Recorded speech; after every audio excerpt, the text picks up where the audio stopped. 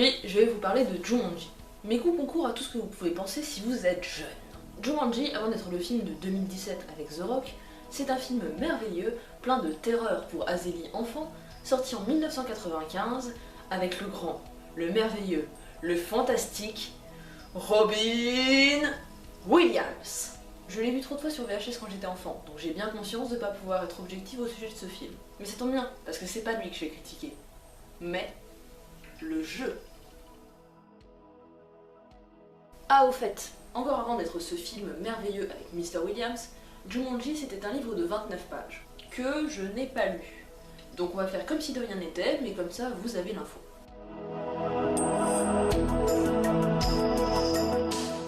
Pour ceux qui ne le savent pas, dans le film de 95, les héros jouaient à un jeu de société qui leur envoyait la savane et la jungle à la gueule. C'était méga cool comme concept. Donc le jour où j'ai vu ça dans un magasin, j'étais un peu obligée de le prendre.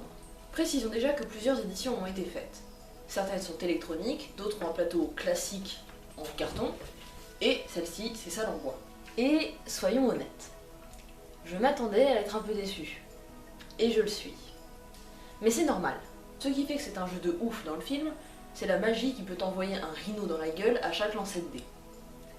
Mais dans la vraie vie, la magie ça n'existe pas. Bon, que je vous explique un peu comment on joue.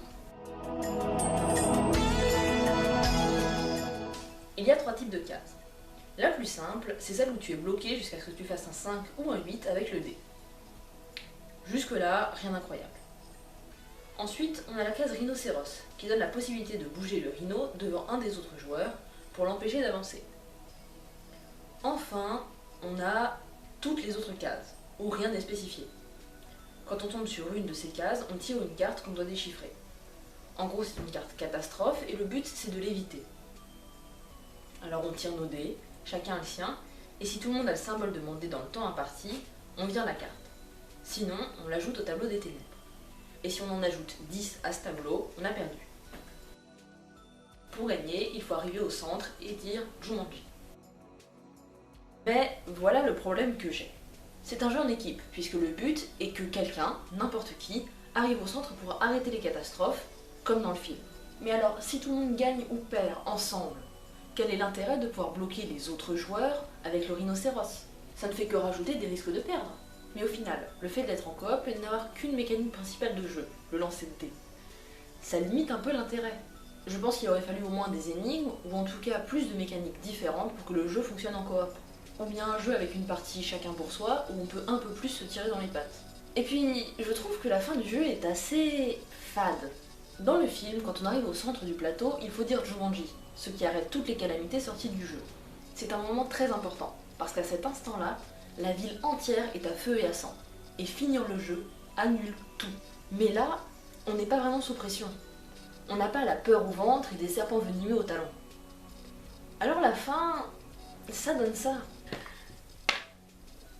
1, 2, 3 et 4. Jumanji, on a gagné. Je vais te donner des croquettes. On n'a pas ce sentiment de dépassement de soi, le bouquet final pour clore le jeu, le clou du spectacle. Ou ne serait-ce qu'un peu de résistance de la part du jeu. Et ça, juste faire quelques cartes avec des questions sur la jungle, et si tu réponds juste « on a gagné », ça aurait un peu réglé le problème. En fait, s'ils n'avaient pas simplement décidé de ne garder que les règles énoncées dans le film, ça aurait pu être vachement mieux. Et c'est ça le principe d'une adaptation.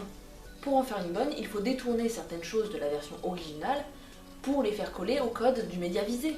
Enfin voilà, c'est quand même un bel objet. On peut bien s'amuser pendant quelques parties, le temps d'avoir fait le tour. Et encore, il vaut mieux pas être que 2 parce que sinon ça tourne en rond un peu. A vrai dire, je vous conseille plutôt de regarder le film de 95. Vous passerez sûrement un meilleur moment. Bref, si vous avez testé le jeu ou vu le film, vous pouvez me parler de votre propre expérience avec Jumanji dans les commentaires. Et si vous voulez me proposer quelque chose à critiquer, je vous laisse faire aussi. Vous pouvez aussi retrouver mon Instagram dans la description ou aller voir d'autres vidéos de ma chaîne. Moi, je vous souhaite une bonne vie, à la semaine prochaine. Tchuss!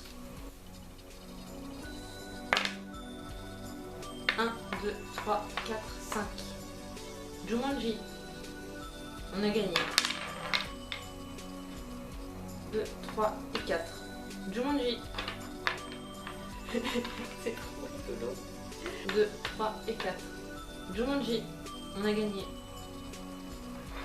Je vais te donner des croquettes. Non, il mange pas les pions non plus. Puis